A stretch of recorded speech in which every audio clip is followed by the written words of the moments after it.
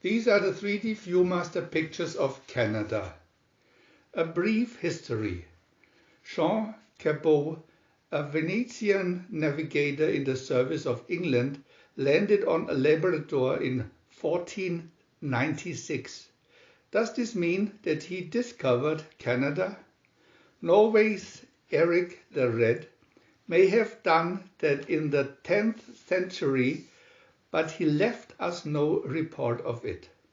In 1534, Jacques Cartier arrived at Jasper and reached Montreal in 1535 by sailing up the St. Lawrence. Champlain, Maisonneuve, Marquette, and Joliet continued reconnoitering the country and colonized it in the name of the King of France. But soon England began attacking the French possessions. Montcalm was forced to surrender Quebec in 1759, and in 1763 New France was abandoned to England by the Treaty of Paris. In 1867, Canada acquired a constitution, and now she is a member of the British Commonwealth. The New Canadians. The country is enormous and rich in minerals, while agriculture and forestry also prosper. Industry is expanding rapidly. There is work in Canada and space, and immigrants arrive from all parts of the world. The heroic and romantic period of gold diggers, daring explorers and trappers is over. Their place has been taken by engineers, oil and natural gas prospectors, and the people who build factories and combined harvesters. VIEW-MASTER Reel 1, Picture 1. Peggy's Cove. The fishing boats of this little port in Nova Scotia, which look exactly like those one finds on the Lofoten Island in Norway, bring home rich gifts from the ocean in their nets, such as cod and haddock. The Newfoundland fishing grounds are not far from here. Apart from the fish already mentioned, the Atlantic Ocean yields mackerel, halibut, herring and lobster, while off the Pacific coast catches consist of halibut, herring and salmon. The rivers and lakes of the interior are swarming with trout and pike. Picture 2. Heartland. This fine bridge, covered with a wooden roof, spans the St. John's River, which flows into Fundy Bay. It bears a friendly welcome sign and informs you that it is the longest covered bridge in the world, 1,267 feet. Picture 3. The Chateau Frontenac, Quebec, capital of the province of the same name and recognizable from afar by the silhouette of the Chateau Frontenac, was founded by Champlain in 1608. Jacques Cartier had arrived there as early as 1535. The castle was named after another French pioneer, Governor Louis de Frontenac. Quebec Province, Maria Chapdelaine, still has a majority of French-speaking Canadians. These habitants, descendants of the French colonists of the 16th, 17th and 18th centuries, make up 1/3 of the total population of Canada. Immigrants, wherever they may have come from, are supposed to know one of the two national languages, English or French, before they can obtain Canadian nationality. French Canadians speak an archaic but racy version of French. Picture 4. Through Old Quebec. A tour of Old Quebec, which has carefully preserved relics of its glorious past, can be made by open carriage. These days, the people of Quebec prefer faster transport. Picture 5. St. Anne de Beaupré, Quebec. At the beginning of the 17th century, sailors from Brittany in danger from the sea vowed to build a chapel for the great saint of Eure, if she saved them from shipwreck. The Basilica of St. Anne de Beaupré has replaced this chapel. Pilgrims come here in great numbers to ask the august patron, Saint of Canada, to grant them spiritual or temporal favors. St. Anne is the heroine of many Canadian legends. Picture 6. Skiing in the Laurentians. Canadians have long practiced winter sports. They have to. To this day they consider sports, either winter or summer, more as a healthy pastime than as a means of establishing a reputation for oneself. Picture 7. In rural Quebec, how pleasant it would be to tour the peaceful countryside in this light cart. Other people here passing the winter nights in their snug farms, still telling stories of cunning goblins or the macabre tale of the severed head that floats in the St. Lawrence River when there is snow and fog. VIEW-MASTER Reel 2.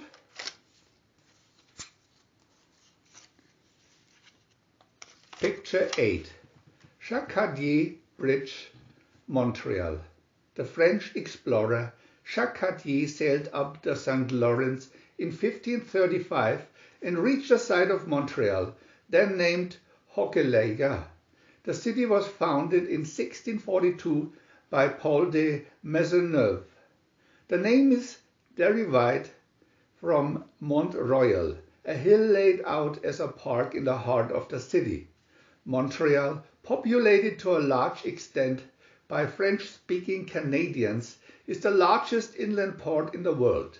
It is some 1,000 miles from the sea. Picture 9. Ottawa, in the province of Ontario, is the federal capital of Canada. Parliament meets in a neo-Gothic building where the speaker sits on a kind of abbatial throne, also in neo-Gothic style. By way of the Ottawa River, enormous amounts of wood are transported, which feed the many paper factories and saw mills. Picture 10. Toronto, the town hall. Toronto, capital of Ontario province, grows rapidly in the American way. This city of nearly 2 million people has its eyes fixed on the United States. It is situated on Lake Ontario, and the opposite bank belongs to its powerful neighbor. In Toronto, financial, industrial and commercial metropolis of Canada, the nation's first symphony orchestra was founded in 1908. This city of skyscrapers and an underground railway has a thriving cultural life. It is also the heart of the Canadian publishing business. Picture 11. The Niagara Falls are included in all classic honeymoon trips in North America. The falls on the Canadian side of the border are the finest and most impressive. The water crashes down from a height of some 150 feet. Niagara means thunder of water. The Horseshoe Falls cover a space of some 2,650 feet, and the force of the water flow is utilized by a hydroelectric power station. The Niagara region is known for its orchards and is on the same latitude as Cannes. Picture 12. Winnipeg, St. Boniface Cathedral. Winnipeg is the capital of Manitoba province, which, together with Alberta and Saskatchewan, makes up Canada's prairie provinces. South Manitoba consists of wheatlands and cattle grounds, while the north is called the Shield of Canada. It has gold, copper and nickel mines, and people also make their living in forestry and fishing and breeding animals for their furs.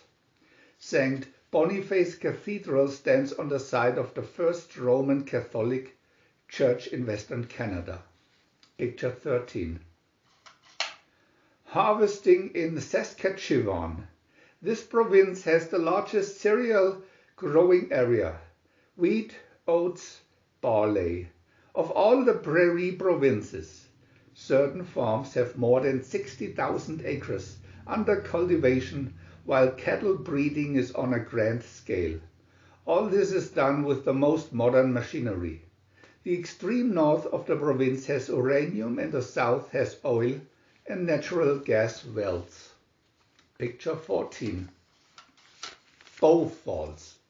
An Indian native in traditional costume with full feather headdress chats with a member of the famous Canadian Mounted Police dressed in scarlet and black uniform. They are meeting in a singularly well-chosen VIEW-MASTER Reel 3. Picture 15. Bow Valley, Canada, so rich in natural beauty, has many national and provincial parks. The Banff National Park in Alberta province features snow-capped mountains and is intersected by fast-flowing rivers. It is situated in the Rocky Mountains, which run parallel to the Pacific seaboard. Picture 16. Banff. This attractive town has a privileged position in a region which is noted for its beauty. Visitors have a wide choice for excursions, quiet lakes, impressive mountain tops, waterfalls, and so on. Picture 17. The Canadian Rockies. In the Yoho National Park, British Columbia, tourists come to admire the Takakava Cascade, 1,100 feet. It springs from the Delhi Glacier and loses itself in the Yoho River. It is one of the highest waterfalls in the world. Picture 18. The Athabasca River cuts diagonally through the province of Alberta and feeds Lake Athabasca in the north. In a magnificent Jasper Park, 3 rivers spring from one single ice cap. They belong to 3 different basins, those of the Pacific Ocean, the Atlantic, and the Arctic. Picture 19. Victoria, Parliament Buildings. Victoria is the capital of British Columbia, a province covered with mountains and immense forests. The soil produces silver, gold, lead, zinc, oil, and natural gas. There is much rainfall along the coast, while a warm sea current keeps the temperature mild. Picture 20. Vancouver is the 3rd largest city in Canada, a busy port on the Pacific coast and the terminus of a Canadian Pacific Railway which links it with Halifax, Nova Scotia, and runs through the country from east to west. Vancouver is situated in a mountainous and wooded district. Picture 21. In Eskimo land.